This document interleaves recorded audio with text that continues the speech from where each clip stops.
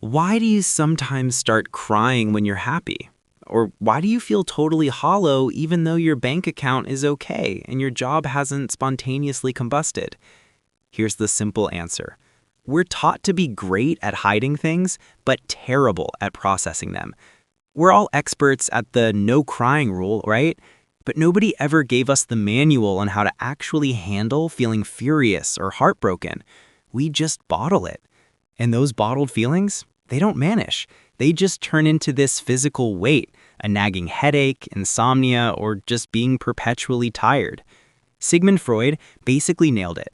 Unexpressed emotions will never die. They are buried alive and will come forth later in uglier ways. Think of it like this. If you keep telling your body to be strong, not a crybaby, or to man up and swallow the pain, anger, or sadness, you're not getting rid of the garbage. You're just moving it from the kitchen trash can to the darkest corner of your garage. Eventually, that garage is going to stink. Let me tell you about a person named Risa. From the outside, she was a great student, the perfect kid. But her home life was basically a reality TV show audition where her mom was the main judge. She had to be perfect all the time. Her mom's favorite soundbite was, "Why can't you be like a real?" It's the ultimate parenting hack for making a kid feel like a factory reject toy. So Risa did what most of us do. She became a world-class bottler. She stuffed everything down, thinking if I ignore this stress, it will give up and go home. Spoiler alert, it didn't. Instead, all that suppressed emotion, the shame, the stress, the feeling of being a failure, kept piling up until it tipped her over into dark despair. She realized she had zero room to be honest or ask for help because everyone was only interested in her report card, not her suffering.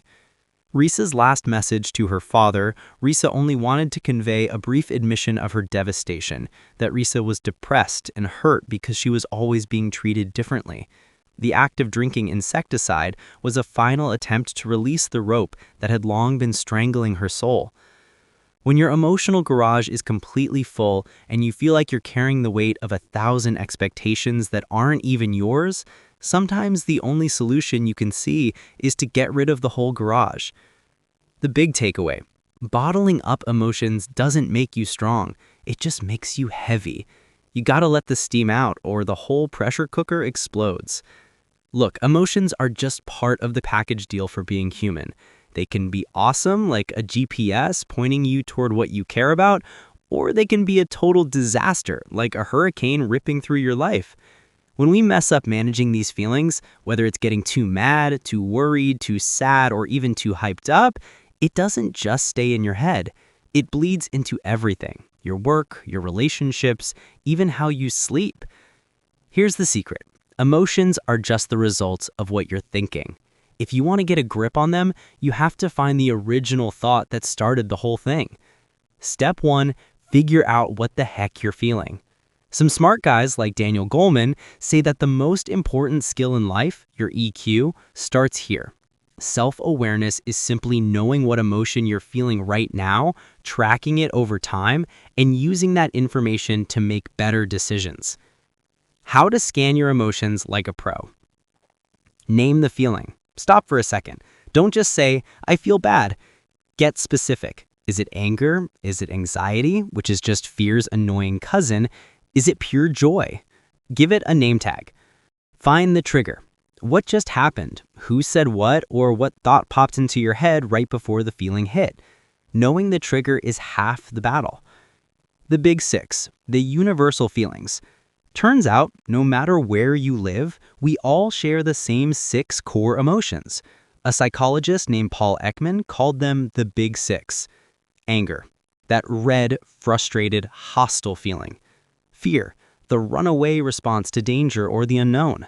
Sadness, the feeling of loss, grief, or deep disappointment. Joy or happiness, feeling content, satisfied, and stoked.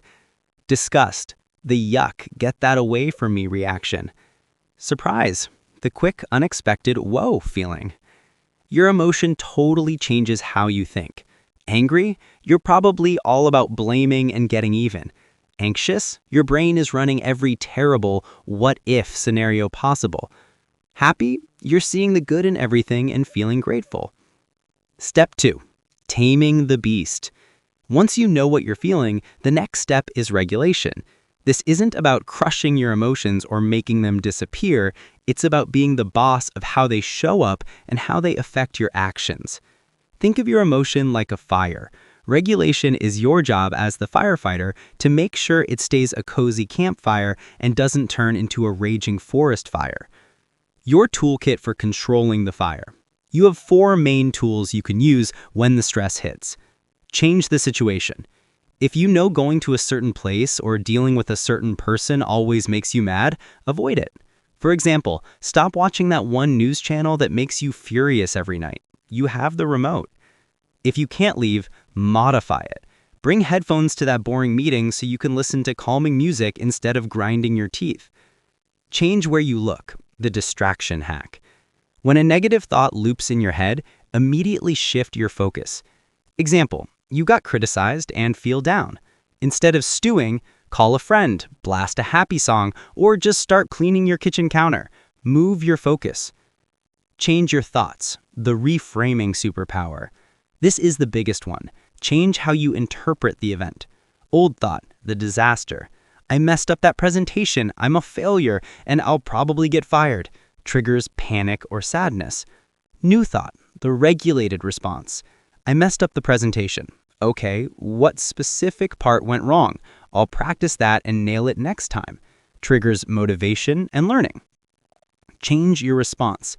When the emotion peaks, like you want to scream, interrupt your physical reaction.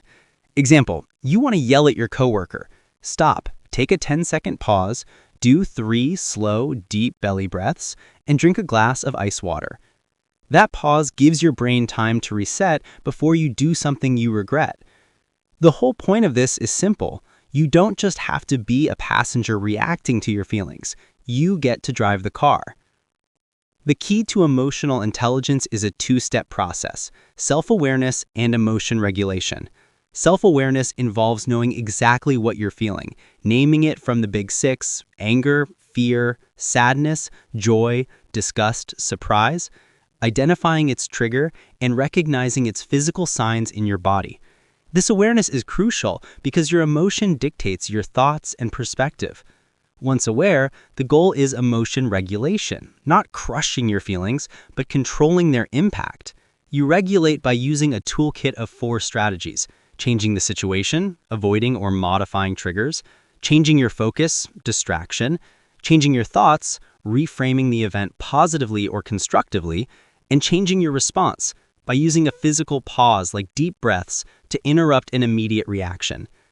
In short, the ultimate takeaway is to first know your emotion, then actively manage its intensity and how it affects your actions. The journey of recognizing and controlling emotions is not about not feeling. It is about feeling everything with wisdom. Psychologists and scientists have given us the map, from recognition of physical sensations to the power to shift cognitive perspective. We learn that a strong person is not one who never gets angry, but one who is capable of mastering themselves when the storm arrives. You are the captain of your ship. Storms will come, but with this map, you will never again be tossed about aimlessly. You will choose your harbor and steer your vessel toward inner peace.